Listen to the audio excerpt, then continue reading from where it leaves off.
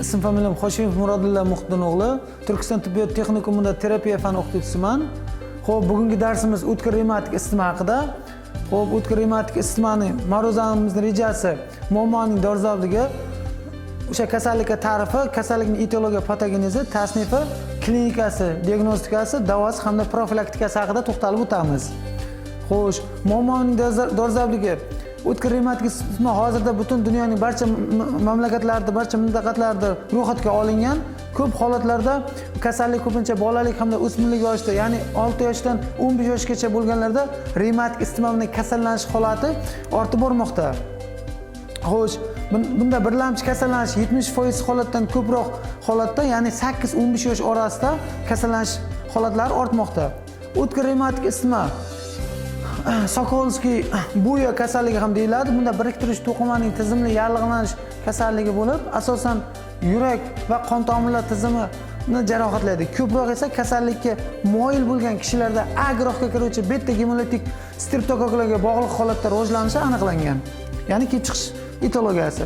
Etiologiyasiga kelayotgan bo'lsak, A guruhdagi beta gemolitik streptokoklar revmatik isitmani rivojlanishi bilan yakunlanadigan, ya'ni zararlanishning eng ko'p sabablaridan biri hisoblanadi. Revmatik isitmaning rivojlanish shartlari burun halqum infeksiyalarini yetarlicha samarali davolamaslik natijasida, ya'ni o'tkir revmatik infeksiyani o'tkazganlarda 0.3% gacha revmatik isitma kasallanishlar holatlari aniqlanyapti. Ya'ni bunda tomoqchimizda bodomcha bezlarining yallig'lanishi, ya'ni anginalar, tanzilitlar bu revmatik isitmaning kelib chiqishi achagi, ya'ni o'chog'i hisoblanmoqda. Infeksiyaning tarqalish manbai ana shu tomog'imizdagi tanzilit bezlarining, bodomcha bezlarining yallig'lanishi hisobga olingan. Revmatik beta gemolitik streptokoklar, ya'ni revmatik isitmaning kelib chiqishida bularning shakllari tayoqchasimon, yumaloq sharsimon va spiralsimon shakllarda kechadi, shakli bo'yicha. Ana endi o'tkir revmatik isitmaning organizmga kechishi mexanizmi asosan tomog'imizdagi anginalar va anginada revmatik isitma, ya'ni stafilokokk streptokokk bakteriyasi kirganda bunda limfa tugullari shishi, B limfositlarning fagositoz faoliyati, ya'ni bunda streptokokka qarshi organizmda antitela va antitelalarning ishtirok etishi hamda buning yurak klapanlariga, xordalariga o'tirib qolishi. Chunki bunga sabab o'tkir revmatik isitma ko'pincha bo'g'imlarda, fibrinoid to'qimalarda fibroblastlarning shikastlanish o'sha bo'g'imlarni yaxshi ko'rayotgan joylari hisoblanadi hamda yurakning mana bu klapanlarda, ya'ni xordalarda o'sha fibroblastlar, ya'ni fibrin tolalar bo'lgani uchun shu yerlarda o'tirib qolib, bu yerlarda kalsinatlanib, ya'ni qizichlashib qolib, shu yerlarni shikastlaydi. Ana endi xavf omillariga kirayotgan bo'lsak, birinchi navbatda nasliy moyillik. Ya'ni naslda shunaqa kasalliklarni kasallanib o'tgan bo'lsa, naslda moyillik bo'lsa, shu kasalliklarga chalinish ehtimoli ortadi. Keyingisi disgormonal o'zgarishlar. Bilamizki, organizmimizdagi metabolizm jarayonlarini gormonal faoliyatlar, gormonal mexanizmlar ishtirok etadi. Keyin esa sotsial omillar, ovqatlanish, aholi, yana iqlim omillari, sovuq. Bilamizki, sovuq havoda streptokoklar bakteriyalari avjlanib rivojlangan bo'ladi. Ana endi aholi zichligi, zich joylashgan joylarda infeksiyaning ko'payishi, ya'ni tarqalish manbai ortadi. Keyingisi esa tibbiy yordamning yetarli darajada pastligi. Ya'ni tibbiy yordam vaqtida ko'rsatilmasa, bu kasalliklar vaqtida diagnoz qo'yilmasa, tekshirilmasa, bu kasallikning ko'payib ketish holati yanada ortadi. Kasallikning patogenezi A guruhiga kiruvchi beta gemolitik streptokoklarning, ya'ni bunda streptokokli faringit hamda giperimmun reaksiyalar, immun sistemasining oshishi, antitanachalar ishlab chiqarilishi, patogenning immunizatsiyasi o'sha joyga kelib, nafas yo'llariga, ya'ni angina, tanzilit, bodomcha bezlariga kelib o'tilib qolishi hamda biriktirish to'qimaning zararlanishi bilan kechayotgan holat hisoblanadi. Klinikasi. Kasallikning boshlanish belgilari bemorning yosh bilan bog'liq albatta. Ya'ni bolalarda anginadan 2-3 hafta o'tgandan so'ng to'satdan tan haroratining ko'tarilishi, artrit, kardiyat yurakda og'riqlar belgilari kuzatiladi. Boshqa bemorlarda esa monosimptom, ya'ni bitta belgini kechishi bilan holati ham bo'lishi mumkin. O'smirlar va yoshlarda asta-sekin subfibril temperatura, ya'ni temperaturaning sekin-asta ko'tarilishi hamda yirik bo'g'imlarda arterialgiya, bo'g'imlarda og'riq, kardiyatning ba'zi belgilari esa, ya'ni ba'zi belgilarning qayta xurujlari, qayta davom etishlari kuzatilishi mumkin. streptokok ko'p hollarda streptokokli infeksiya bilan bog'liq asosan kardit rivojlanishi bilan namoyon bo'ladi. Ya'ni o'sha bo'na aytganimizdek yurakning fibrin tollachalar, klapanlarda joylashgan fibrin va xordalarning shikastlanish natijasida o'sha joylarni zararlaydi. Ya'ni streptokoklar o'sha yurakning xordalarida fibrin tollalarini yaxshi joylashib olib, o'sha joylarda shikastlanish keltirib chiqaradi. Ana endi organizmda revmatik isitmaning ketishi. Bu yerda isitma superior dedik 37 dan 39 gradusgacha ko'tarilishi. Xoriyalar deganimizda bilamizki, bunda yuz mimika mushaklarini va qo'l tana mushaklarini beixtiyor qisqarishlari kuzatiladi. Anamnezda esa yaqinda o'tkazgan tomoq infeksiyalari, ya'ni yuqorida aytib o'tganimizdek anginalar, tonzilitlar buni infeksiyani tarqalish manbai hisoblanadi. Hamda revmatik kardit aytib o'tganimizdek yurak klapanlarini, yurak xordalarini shikastlanishi, ya'ni o'sha joyda sohalardan o'sha fibrin tolalari bo'lganligi hisobiga qon orqali kelib yurakning fibrin tolalari, ya'ni xordalari kelib o'tirib qolib shikastlaydi. Hamda halqasimon eritmiya, ya'ni eritmiya deganimizda teri ostida telangikteziyali, ya'ni yulduzsimon qon tomirlar, qon talashlar, qon tomirlarini ko'rishimiz mumkin. Hamda teri ostidagi tugunchalar. Bunda revmatik tuguncha ham deyiladi. Va revmatik poliartritlar. Poliartrit deganimizda tirsak, tizza va katta-katta bo'g'imlarimizni shikastlanishi kuzatiladi. Mana bu halqasimon eritmiya, ya'ni telangikteziyali, yulduzsimon qon tomirlarini ko'rishimiz mumkin. Klinikasida bunda taniqli olim Johnson Kelsim tomonidan kasallikning asosiy belgilari, kasallikning absolyut simptomatikasi kompleksi deb ta'rif bergan. Klinikasiga keladigan bo'lsak, poliartrit, ya'ni yurakning zararlanishi, xoriyalar, ixtiyoriy mimika yuz muskullarining qisqarib bo'shashi hamda anual eritmiya va revmatik tugunchalarning paydo bo'lishi. Hamda poliartrit, kardit, xoriya alohida uchrashi mumkin, lekin ko'pincha birgalikda kuzatiladi. Ya'ni bu biriktiruvchi tizimli yallig'lanish kasalligi bo'lgani uchun birgalikda barcha shu ko'rsatib o'tilgan, sanab o'tilgan organlarimizning shikastlanishi kuzatiladi. Ana endi klinikasiga keladigan bo'lsak, revmatik poliartrit, revmatik isitmaning asosiy belgisi hisoblanib, bemorlarning 2 dan 3 qismida kuzatiladi. Artrit ko'chib yuruvchi xarakterga ega. Ba'zan katta bo'g'imlarda, ba'zan kichik bo'g'imlarda hamda bo'g'imlardagi og'riqlarning bo'lishi hamda ertalabki karaxtlik, ertalabki shaxtlik ham deyiladi. Ertalab turgan vaqtida qo'l oyoq bo'g'imlarining nima qilishi, torchib qolishi, ya'ni spazm berib qolishi, ochilmay ma'lum vaqtgacha karaxt bo'lib qolishi kuzatiladi. Hamda bir vaqtning o'zida bo'g'imlarda shish, ba'zan bo'g'im usti terisi qoplamalarining qizarishi kuzatiladi. Revmatik poliartritning asosiy belgilari: o'tkir boshlanishi xos, isitma bo'lishi xos, bo'g'imlarda og'riq xos, shish, ya'ni sinovit hamda periartikulyar to'qimalarning zararlanishi hisobiga shish kelyapti, ya'ni qo'l oyoq bo'g'imlarining shishganligi kuzatiladi. Hamda harakatning cheklanishi, boya aytib o'tganimizdek, ertalabki shaxtlik, ya'ni ertalab qo'l oyoq turgan vaqtda qo'l oyoqlarimiz karaxt bo'lib qolishi xos hisoblanadi. Hamda bo'g'im ustida haroratning ko'tarilishi va tez qizarish, bo'g'imlarning nima bo'lishi, qizarib qolib va o'sha joyda harakatli cheklanishi. Xo'p, mana bu yerda bo'g'imlarning deformatsiyaga uchrashini ko'rishimiz mumkin. Ya'ni oyoq bo'g'imlarining deformatsiyaga uchrashi, ham shish bor, hamda oyoq panjalarining deformatsiyaga uchragan. Alohida xususiyatlari: jarayonga yirik va o'rta bo'g'imlarning ko'pincha tizza va boldir, tovon, bilak, panja, tirsak bo'g'imlarining qo'shilishi xos. Ya'ni bunda poliartrit, ya'ni katta bir nechta bo'g'imlarning qo'shilib kelishi xos hisoblanadi. Ya'ni simmetrik zararlanish ham xos. Simmetrik deganimizda bir tomonlama yo katta bo'g'imlarning shikastlanishi yoki kichik mayda bo'g'imlarning shikastlanishi xos hisoblanadi. Va og'riqning ko'chib yurishi hamda deformatsiyasiz o'tishi. Og'riqning ko'chib yurishi deganimizda bir bo'g'imdan boshqa bo'g'imlarga ko'chib yurishi xos hisoblanadi. Ana endi kichik xoriya 30% hollarda o'tkir revmatik isitmaning tipik belgisi hisoblanadi. Odatda xoriya o'tkir revmatik isitmaning boshqa belgilari bilan birgalikda keladi. Ya'ni kardit, poliartrit, lekin 5-7% holatda bemorlarda kasallikning yagona belgisi ham bo'lishi mumkin. Ko'pincha 6-15 yoshlarda qizlarda kuzatiladi. Ya'ni bunda qo'llardagi muskullarning beixtiyoriy qisqarishi ko'rsatilgan bizga. Kasallik asta-sekin nomuqim kayfiyat, ya'ni anesteziya, yig'loqlik, jizzaklikdan boshlanadi.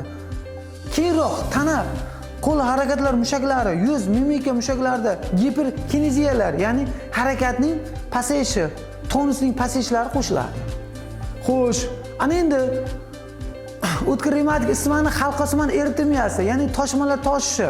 Bunda 4-17% hollarda o'tkir revmatik isitmaning xurujining cho'qqisida paydo bo'ladi. Ya'ni o'tkir revmatik isitma xuruj qilgan hollarda halqasimon eritilmaydi. Teri osti telenteziyalar, ya'ni yulduzsimon tomirlarning sachrab ketishi, yulduzsimon telenteziyalar kuzatiladi. Klinik belgilarda tana, qo'l, oyoqlar terisida och pushti rangdagi halqasimon toshmalar yuzda bo'lmaydi, lekin teri ustiga bo'rtib chiqmaydigan, qichima va boshqa subyektiv belgilar kuzatilmaydigan, tez orada 1 sutkada yo'qoladigan, izsiz yo'qoladigan belgilar kuzatiladi. Ya'ni telenteziyalar, toshmalar toshishi kuzatiladi. Mana bunda o'sha biz ko'rgan telenteziyalar, ya'ni oyoqda hamda qo'llarda yulduzsimon toshmalar, ya'ni teri ostidagi yulduzsimon tomirchalarni ko'rishimiz mumkin. Mana bunda ham xuddi shu, bunda tanasida toshgan hamda nimasida yelkalarida toshgan, yuzida yo'q deyilyapti, tana va yelkalarda. Revmatik tugunchalar yumaloq, zich 1-2 santimetrlik og'riqsiz teri osti tugunchalari bo'lib, paylar birikkan joylarda ko'pincha suyak yuzasi ustida, tizza, tirsak, panja, falanga bo'g'imlari, ensa suyagi sohasida joylashadi ko'pincha. Xo'p, o'tkir revmatik isitma dastlabki xuruj vaqtida 1-3% holatlarda kuzatiladi. Odatda 1-2 oydan keyin asoratsiz o'zi yo'qolib ketadi. Mana bunda revmatik tugunchalar, bo'g'imlarda paydo bo'lgan revmatik tugunchalar. Aslida 1 oy 2 oydan keyin izsiz yo'qolib ketadi o'zi. Asoratsiz yo'q bo'ladi.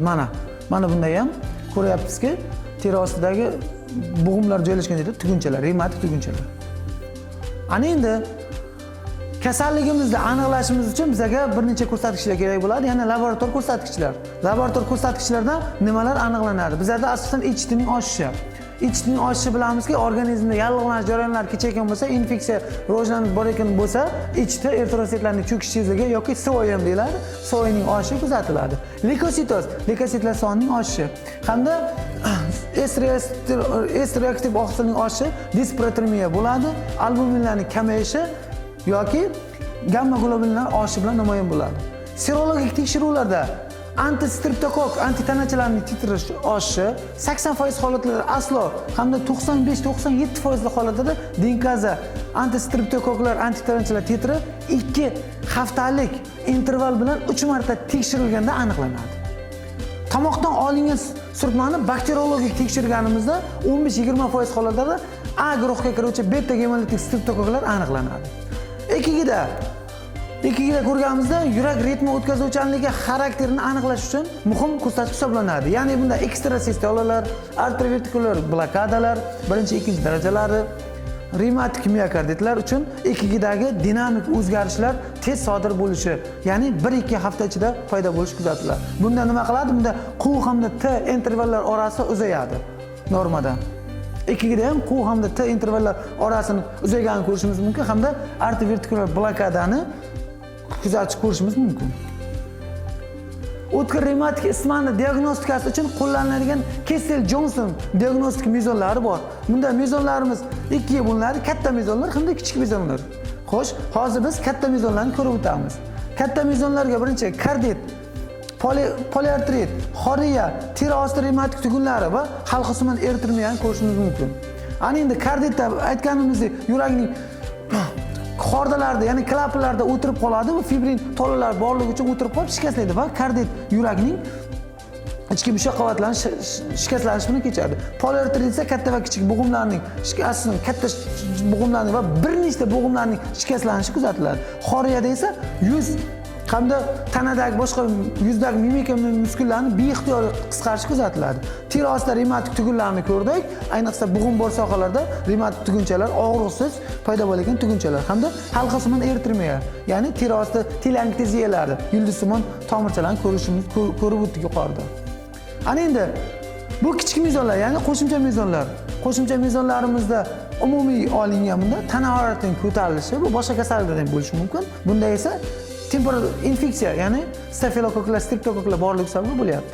Hamda adenomiya, kam harakatlik, tez charchab qolish, jizzaklik, teri qoplamlarining rangpar bo'lishi, ya'ni anemiya belgilarining kuzatilishi, ko'p terlash, burun qonashi hamda abdominal sindrom. Bu sindromlar umumiy deyiladi, chunki boshqa kasalliklarda ham kuzatiladi. Shuning uchun ham revmatik isitmaning kichik mezonlariga kiritilgan. Xo'sh, revmatik isitmaning boshqa maxsus, ya'ni laborator ko'rsatkichlari bunda leykositlar soni oshishi, neytrofillar sonining oshishi hamda disprotomiya, ya'ni qonda ham yoki siydik protein oqsil miqdorlarining oshishi hamda HTning oshishi kuzatiladi. Xo'sh, qondagi patologik serologik ko'rsatkichlar asli hamda S reaktiv oqsilning borligi bu bizga revmatik isitmaga tashxis qo'yishimizga asosiy mezon bo'lib hisoblanadi. Hamda kapillyar o'tkazuvchanlik oshishi. Kapillyar o'tkazuvchanlik oshishi mana ko'rib o'tganimizdek teri osti tugunchalari yoki teleenteziyalarda kuzatilishi mumkin. Qiyosiy tashxislar, ya'ni revmatik isitmani biz quyidagi kasalliklar bilan birgalikda diagnostika qilishimiz mumkin. Bularga infeksion allergik miokarditlar, infeksion miokardit, funksional kardiopatiya, bakterial endokardit hamda tug'illi periartrit va yurak nevrozlari bilan biz diagnostika qilishimiz mumkin. Ya'ni shu kasalliklarda ham revmatik isitmaning klinik belgilari namoyon bo'lishi mumkin. Xo'sh, mana bu yerda ham shu narsani aytgan, artrit, ya'ni bo'g'imga xos holati diagnostika qilishimizda revmatik reaktiv artrit, revmatoidli poliartrit, gemorragik vaskülit, zardob kasalligi, sarkoidoz kasalligi hamda artrit va kardit yurakka aloqador kasalliklar, yurakka aloqadorligi, sistemali sklerodermiya, revmatoidli poliartrit va sistemali sarkoidoz. Chunki bu revmatik isitma o'zi sistemali biriktiruvchi to'qimaning yallig'lanish kasalligi hisoblanadi. Xo'sh, davosiga keladigan bo'lsa, davosida albatta biz 3 etapda olib borilamiz. Birinchi etap statsionar bo'limda davolanadi, ikkinchi etap poliklinika bo'limida kardio-revmatolog nazorati ostida davolanadi albatta. Uchinchi etapda esa sanitariya kurortlarda davolanadi. Xo'sh, revmatik isitma bilan kasallangan bemorlarni davolashda albatta statsionar sharoitda, ya'ni gospitalizatsiya qilib yotqizilgan holatda davolanadi. Bunda yotoq rejimi tayinlanadi, 3 hafta undan ortiq muddatda davolanadi hamda faollik, yurak yetishmovchiligi belgilarini yo'qolishiga qarab, HTning kamayishi, S reaktiv oqsilning 2 haftadan saqlanib tursa, yotoq yaralari paydo bo'lsa, bunday rejimda nima qilib cho'zishimiz mumkin, ya'ni ko'paytirishimiz mumkin. Hamda parhez stollardan 10-parhez stoli, bunda tuz va uglevodlar cheklanadi.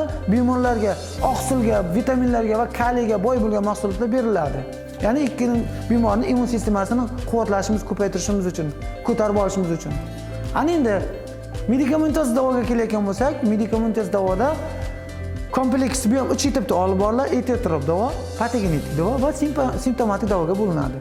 Etiyotrop davoda antimikrob keltirib chiqaruvchi mikrobga qarshi, ya'ni streptokokka qarshi antibiotiklar, patogenetik davoga yallig'lanishga qarshi, ya'ni antixilol vositalar, xinolin vositalari, bunda plakvilin, dilagil vositalar qo'llaniladi. Simptomatik davoga esa bunda yurak mushaklariga quvvat beruvchi, ya'ni yurakda metabolizm jarayonini oshiruvchi vositalar qo'llaniladi. Hozir bilan biz ko'rib chiqamiz. Xo'sh, birinchisi, ya'ni etiyotrop davo. Etiyotrop davoga o'smirlarga benzopenicillin 1,5 milliondan 4 million yerinetsiyada dozada sutkasida 4 mahaldan 10 kun beriladi. Keyinchalik esa penissillinning uzoq ta'sir etuvchi, ya'ni keng sfinkterli uzoq ta'sir etuvchi benzanit penissillinga o'tiladi. Boshida esa benzopenissillindan boshlanadi. Xo'sh, kattalarga va o'smirlargacha bunda benzantin hamda penissillinning 2-4 million yerinetsiyada dozasida 1 martadan 3 kun, katta dozada 1 martadan 3 kun beriladi. Hamda penissillinga moyillik qiluvchi omillar ham mavjud bo'lsa, makrolidlar qo'shiladi. Xo'sh, simptomatik davoga keladigan bo'lsak, bunga yurakka quvvat beruvchi dorilar, ya'ni miokardda metabolizm jarayonini yaxshilovchi dorilar, kaliy, magniy aspiratlar, asparkam tabletkalaridan 3-6 tabletkadan sutkasiga beriladi hamda 1 oy davomida va inozino monofosfat riboksindan qo'llaniladi. 1,5-2 grammda sutkasiga 1 oy davomida hamda metadizin tabletkalaridan sutkasiga 1 oy davomida qo'llaniladi. Xo'sh, simptomatik davoda bundan tashqari boshqada qo'shimcha yondosh kasalliklar bo'ladigan bo'lsa, o'shalarni oldin olingan holatda davo rejimlari bemorning holatiga qarab buyuriladi. Xo'sh, profilaktikasi birlamchi profilaktika hamda ikkilamchi profilaktikalarga bo'linadi. Birlamchi profilaktikaga keladigan bo'lsak, birlamchi profilaktikadan maqsad sog'lom kishilarda kasallikning oldini olish, bemorlarni aniqlash hamda A guruhdagi beta gemolitik streptokok chaqirgan yuqori nafas yo'llari infeksiya o'choqlarini sanatsiya qilish, ya'ni tonzillit, angina va stomatitlar bo'layotgan bo'lsa, o'sha joylarni sanatsiya qilish, davolashdan iborat hisoblanadi. Bunda bolalarni to'g'ri jismoniy rivojlanishini ta'minlash, chiniqtirish, to'g'ri ovqatlantirish, ya'ni aholi zich yashash joylariga yubormaslik hamda streptokok bilan zararlanishning oldini olishga qaratilgan sanitariya gigiyena tadbirlari amalga oshiriladi. O'sha ikkilamchi profilaktika. Ikkilamchi profilaktikadan maqsad o'tkir revmatik isitmani o'tkazgan bemorlarga qayta yuqmasligi uchun, qayta shu kasallikning oldini olishimiz uchun antibakterialni profilaktika deganimizda bunda statsionarlarda etiotrop davo kurslarini tugatish bilan boshlanadi. Bunda benzatin, penitsillinni 3 haftada bir marta mushak orasiga, kattalarda va o'smirlarda esa 2,4 million dozada benzatin, penitsillinni qabul qilgandan so'ng qayta yuqish ehtimoli 0,5% dan oshmagan. Ikkilamchi profilaktikani davomiyligi bemorda individual holatda tanlanadi. Bugungi mavzumiz hammalaringizga tushunarli bo'ldi deb o'ylayman. Bugungi mavzumiz shundan iborat edi. Hammalaringizga kattakon rahmat.